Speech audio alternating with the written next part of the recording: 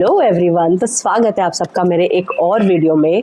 और आज की वीडियो में हम बात करने वाले हैं कि फ्रॉम माय ओन एक्सपीरियंस कि मैंने कैसे अपने एक्सपेंसेस को जब से मैं जॉब कर रही हूँ कंट्रोल करा है जितना हो सकता है, so that I can invest मोर। क्योंकि मेरा टारगेट है कि मैं ज़्यादा से ज़्यादा इन्वेस्टमेंट करूँ और सो दैट मैं अर्ली रिटायरमेंट ले सकूँ। और अर्ली रिटायरमेंट मीन्स आप ज़्यादा इन्वेस्ट करें जब आप अपने बैचलरहुड में हो या फिर you have just got married, तो आपके पास अभी उतनी ज़्यादा जिम्मेदारियां नहीं आई हैं। इवन जब आपके पास बच्चे और चीज़ें हो गई हैं सब कुछ, तो that will actually help you a lot. तो ये जो मैं पूरे आपको टिप्स बताऊंगी that is from my own experience. तो आप ये मत सोचो कि I am a financial adviser expert और समथिंग। जो मैंने अपने लाइफ में करा, जो मेरे अपने एक्सपीरियंस थे, बस मैं वो बता रही हूँ। May be that might help you. और अगर in like you can say tips के अलावा अगर आपके पास अपना कोई पॉइंट है जो आपको लगता है नहीं ये ऐसे नहीं ऐसे होना चाहिए, या फिर कोई नया point, then do let me know in the comment section so that मैं उसको फॉलो करके मैं भी कुछ पैसे बचा सकूं और फिर मैं और इन्वेस्ट कर सकूं। And that way we can help each other. तो शुरू करते हैं वीडियो। तो जो मेरी सबसे पहली चीज़ थी जो मैंने अपने लिए करी to control my expense was that कि जब मैंने अपने कॉलेज के हॉस्टल से पीजी में शिफ्ट करा, जब मैंने जॉब शुरू करी, मैंने पीजी ढूंढा जिस पीजी में अभी मैं हूँ, जहाँ मैं ये रिकॉर्ड कर रही हूँ वीडियो, दिस पीजी। तो मैंने इस पीजी को ऑलमोस्ट मैं 2019 से इस पीजी में हूँ एंड राइट नाउ इट्स 2026। तो मैं इतने साल से इसी पीजी में हूँ, इवन जबकि मैं अब तक 3 जॉब चेंज कर चुकी हूँ। ठीक है, तो मैंने ये पीजी नहीं चेंज करा, सिर्फ सबसे बड़ा मुद्दा ये था कि आपकी सैलरी का बहुत बड़ा क्रंच जो होता है ना, वो एक रेंट में ज़रूर जाता है। ठीक, अगर आप अपने रेंट को कम रख सकते हो that will help you in a long run.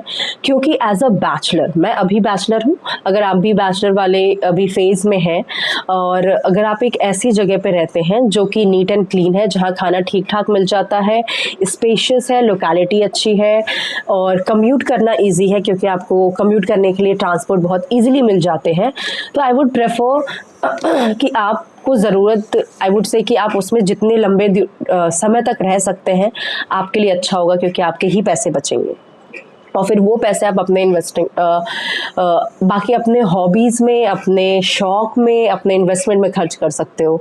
क्योंकि मैंने भी वही करा। मैंने इतने सालों में मुझे बहुत से दोस्तों और लोगों ने बोला कि यार फ्लैट लेके क्यों नहीं रहते हो चीज़ें, बट द थिंग मेरे यहाँ पैसे बचते हैं और मुझे there is no problem that I face. मेरा अपना बेड है, रूम बड़ा है, अपनी अलमीरा है, बालकनी है, लोकेलिटी अच्छी है, खाना ठीक मिल जाता है, मुझे रेंट के ऊपर बहुत, उसके अलावा कोई बिजली का बिल, पानी का बिल, वाईफाई का बिल ऐसा कुछ देना नहीं होता है। तो इट्स गुड फॉर मी क्योंकि मेरे सारे पैसे बच जाते हैं, तो मैं फिर उनको अपने दूसरी जगह इन्वेस्ट कर पाती हूँ, या फिर मैं उसको अपने ऊपर जैसे खाने पे या फिर घूमने फिरने में खर्च कर पाती हूँ। तो एंड द सेकेंड पार्ट, इसमें एक और अगर आपका फ़ायदा, अगर आप रूम लेके नहीं रहते हो ना, तो आपके अगर दोस्त हैं तो वो आपको बार बार फोर्स नहीं करेंगे चल तेरे रूम पे पार्टी करते हैं, जिसपे ना आपका बहुत खर्चा होता है बेसिकली, रूम की साफ सफाई, मेंटेन, ये वो चीज़ें, तो वो भी आपका काम खत्म हो जाता है जब आप रहते ही नहीं हो। तो so this is actually help you. अगर आप पीजी हॉस्टल में रहते हैं, अगर वो ठीक ठाक है, अगर आप रह सकते हैं तो आप ज़रूर रहो। और अगर आपको फ्लैट है उसमें जाना भी है तो then first go with the 1 BHK if you want, क्योंकि उसमें थोड़ा रेंट कम होगा तो आपको हेल्प हो सकती है। ठीक, now the second thing which I do, और आज मैं पेपर ये पूरा लेके बैठी हूँ जस्ट अ पॉइंट और समथिंग।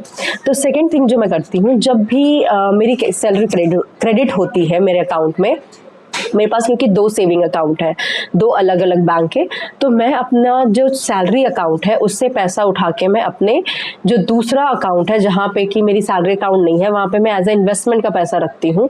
बेसिकली वो पैसे जो मेरे SIP में जाने होते हैं या फिर मेरे दूसरे इन्वेस्टमेंट में जाने होते हैं, कट होने, डिडक्ट होने होते हैं, वहाँ से मैं उसमें ट्रांसफ़र कर देती हूँ सेम डे जिस दिन मेरी सैलरी डिडक्ट होती है, सो दैट मेरे माइंड में क्लियर रहे कि सिर्फ इतना ही अमाउंट है जो मेरे मंथ का एक्सपेंस है, बाकी अब मेरे पास अपना कुछ नहीं है, वो अब जाएगा सीधे इन्वेस्टमेंट में।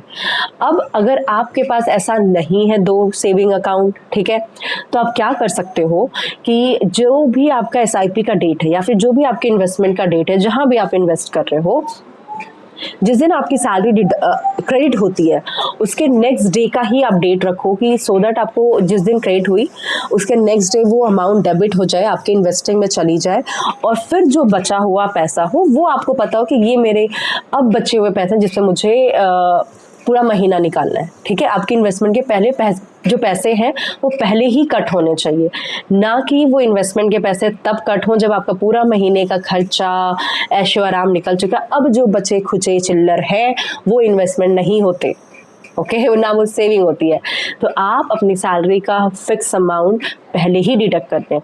और अगर आपको इसके सबसे अच्छा आइडिया ये है इसके लिए कि आप अपनी एसआईपी खुद से करो इंस्टेड ऑफ मिडिल मैन, क्योंकि वो फिर आपको हेल्प करेगा कि अपनी डेट को कभी भी चेंज कर सको। क्योंकि जब आप कंपनी बदलोगे तो यू डोंट नो कि किस कंपनी में किस दिन सैलरी क्रेडिट हो रही है, तो आप अपना डेट भी चेंज कर सकते हो। That will help you a lot.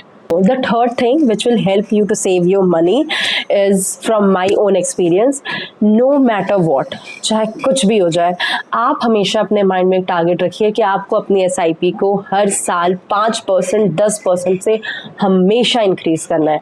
क्योंकि जब आप वो धीरे धीरे हैबिट डेवलप कर लोगे ना ऑन ईयर बेसिस, तो आपके खुद के अंदर एक रिस्पॉन्सिबिलिटी आएगी कि अगर नेक्स्ट ईयर आपको कोई ऐशो आराम की भी चीज़ है तो आपके माइंड में रहेगा कि वो ऐशो आराम भी मुझे चाहिए, बट उसके पहले मुझे अपनी एसआईपी के इतने % बढ़ा लेना है। तो अब जो बचेगा पैसा उसी में मेरे ऐशो आराम होंगे, सिंपल। तो आप हमेशा ये माइंड में रखिए कि मुझे ऐसा नहीं करना है कि 2 साल 3 साल के गैप पे एसआईपी को बढ़ाना है। आप हर साल, चाहे अगर आप नहीं भी किसी साल कर पा रहे हो तो 5% ही बढ़ाओ, बट ज़रूर बढ़ाओ, because that will help you to develop that habit in a long run, ताकि आप और ज़्यादा उसमें इन्वेस्टमेंट करो और ज़्यादा उसमें टॉपअप करो, परसेंटेज जो टॉपअप का परसेंटेज वो आप और बढ़ाओ। इससे आपकी हैबिट बनेगी ईयर ऑन ईयर। तो आप हमेशा अपनी एसआईपी को बढ़ाएं। कभी उसको ये मत सोचो कि मैं इस साल रहने देता हूँ या रहने देती हूँ, नेक्स्ट ईयर करूँ, क्योंकि वो कभी नहीं आएगा। अगर इस साल आप 100 रुपये भी एक्स्ट्रा नहीं बढ़ा पाए अपने एसआईपी में, तो ऐसा नहीं होने वाला है कि आप नेक्स्ट ईयर अपनी एसआईपी में 200 बढ़ा लोगे। फिर आप अगले ईयर के लिए आप फिर से कोई ना कोई एक्सक्यूज ढूंढ ही लोगे, क्योंकि ये दुनिया ऐसी मोह माया है कि आपको कोई ना कोई जगह मिल जाएगी जहां अपने पैसे उड़ा सको। तो आप हमेशा अपने एसआईपी को ज़रूर कुछ रुपए से बढ़ाएं। Now the fourth thing which will help you to save your money so that you can invest more is आपकी भी लाइफ में, क्योंकि मेरी लाइफ में ऐसे लोग हैं जो मुझसे पैसे मांगते रहते हैं कि यार मेरे को ना इतने पैसे दे दो, मैं तुम्हें दे दूंगा, ठीक है।